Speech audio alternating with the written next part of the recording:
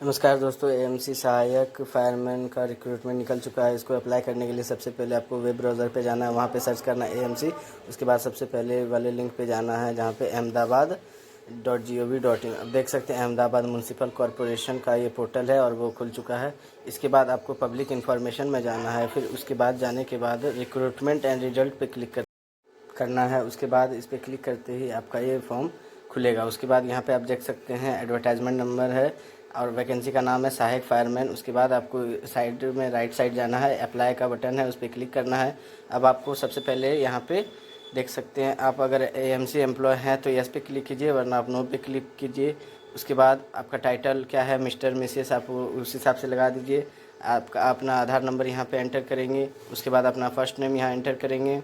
उसके बाद आप अपने फादर का या कोई फीमेल कैंडिडेट है तो वो अपने हस्बैंड का नेम एंटर करेगी। उसके बाद आपको वहाँ पे सर नेम एंटर करना है। उसके बाद आपको वहाँ पे जेंडर बताना है।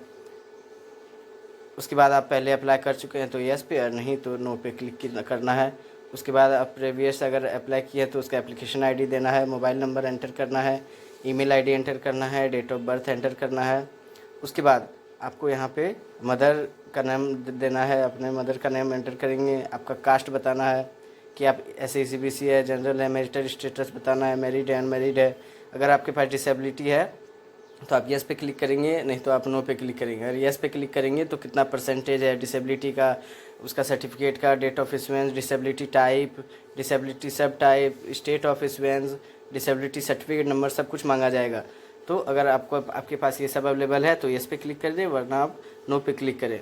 उसके बाद आपको पूरा एड्रेस भरना है, फिर पिन कोड डालना है। उसके बाद आपको कास्ट का डिटेल भरना है कि आप कास्ट सर्टिफिकेट नंबर क्या है, वहाँ पे कास्ट सर्टिफिकेट नंबर एंटर करना है। उसके बाद कास्ट सर्टिफिकेट का डेट ऑफ इशुएंस डालना है, स्टेट ऑफ कास्ट इशुएंस डालना है।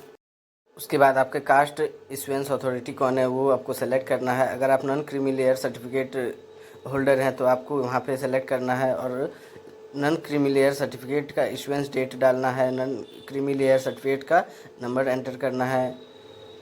उसके बाद नॉन क्रीमी लेयर सर्टिफिकेट आपको अथॉरिटी किसने दिया है उसको एंटर करना है। उसके बाद नीचे देख सकते हैं आपका क्वालिफिकेशन मांगा जाएगा, तो रिक्वायर्ड क्वालिफिकेशन इसमें मैट्रिक लेवल है तो आप वही सेलेक्ट करेंगे। उसके बाद आप परसेंटेज सेलेक्ट करेंगे, कितना परसेंट आपके एग्ज़ाम में आया, सब्जेक्ट आप वहाँ पे एंटर करेंगे। आपको रिजल्ट टाइप में परसेंटेज, CGPA परसेंटेज, ग्रेड, तीनों में से कुछ चुनना होगा, तो आपका जो भी है वो चुन लेंगे। उसके बाद आपको टोटल मार्क्स वहाँ पे एंटर करना है। उसके बाद आपको कितना मार्क्स मिला है, ऑब्टेन्ड मार्क्स पे आपको वो भरना है। उसके बाद परसेंटेज ऑटोमेटिक आ जाएगा। उसके बाद आपको क्लास कैटेगरी भरना है कि आप फर्स्ट हुए हैं, सेकंड हुए हैं या थर्ड हुए हैं। उसके बाद पास किस ईयर में पास हुए हैं, पासिंग मंथ बताना है, ईयर बताना है, और इंस्टीट्यूट का नाम बताना है, यूनिवर्सिटी का नाम बताना है। उसके बाद नंबर ऑफ़ ट्रायल्स, मतलब आप कितनी बार में ये एग्ज़ाम दिए हैं।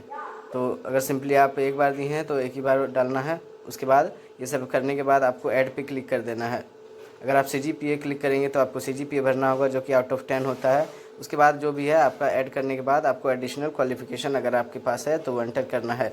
जैसे आपको एडिशनल क्वालिफिकेशन में आपके पास कौन सा कोर्स है, डिग्री है, उसका आपको नाम बताना है, कौन सी यूनिवर्सिटी इंस्टीट्यूट से किया है वो बताना है, रिजल्ट टाइप बताना है कि वो परसेंटेज है, ग्रेड है या CGPA है।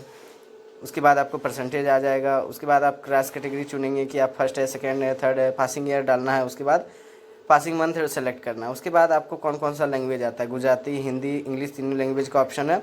आपको रीड करने में कितना आपका क्या है प्रॉब्लम, जैसे कि लो, मीडियम, हाई, 3 ऑप्शन दिए गए हैं, तो आप लो, मीडियम, हाई अपने हिसाब से चुन लेंगे। उसके बाद आपको यहाँ पे राइट में बोला गया, मतलब लिखने में आपका कैसा मीडियम है वो बताना है। तो यहाँ पे आपको अपने हिसाब से भर लेना है। इंग्लिश में आपका कैसा है, रीड में, राइट में, स्पीक में, तीनों लैंग्वेज भर देना है। और आपके अपने अनुसार भरना है कि हाई, मीडियम और लो। उसके बाद आपको वर्क एक्सपीरियंस डिटेल डालना है कि आप करंट एम्प्लॉय टाइप पहले कर चुके हैं या रिज़ाइन दे चुके हैं या अभी काम कर रहे हैं, वो सब बताना है। किस ऑर्गेनाइजेशन में काम करें वो बताना है। एम्प्लॉय टाइप आप परमानेंट है, फिक्स्ड है या कॉन्ट्रेक्चुअल बेसिस पे हैं।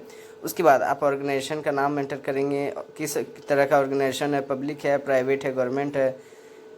उसके बाद ऑर्गेनाइजेशन का एड्रेस क्या था वो आपको एंटर करना है। आप किस डेट में उसको ज्वाइन किए थे, आपको डेट ऑफ ज्वाइनिंग डालना है।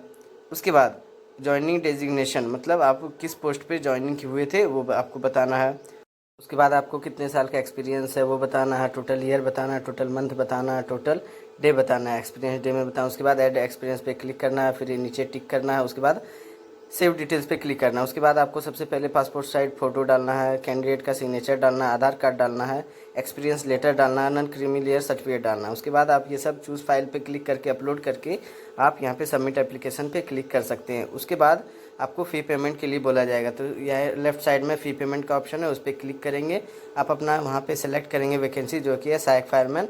उसके बाद एप्लीकेशन नंबर डालेंगे, डेट ऑफ बर्थ डालेंगे, सर्च पे क्लिक करेंगे तो आपका वहाँ पे पेमेंट के लिए बोला जाएगा। तो आपको यहाँ पे पे फ्रॉम पेमेंट यहाँ पे क्लिक करना है, आपका पेमेंट हो जाएगा। और पेमेंट होने के बाद आप यहाँ पे उसको रिसिप्ट को डाउनलोड करने के लिए यहाँ पे वैकेंसी का नेम डालेंगे, एप्लीकेशन नंबर डालेंगे और डेट ऑफ बर्थ डालेंगे। सर्च पे जैसे ही क्लिक करेंगे तो आपका वो रिसिप्ट आ जाएगा।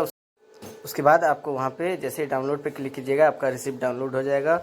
वीडियो को एंड तक देखने के लिए धन्यवाद। और अगर आपको ये पसंद आया तो लाइक करें और अपने दोस्तों के साथ शेयर करें और भी अपडेट्स पाने के लिए हमारे चैनल को सब्सक्राइब करें। धन्यवाद।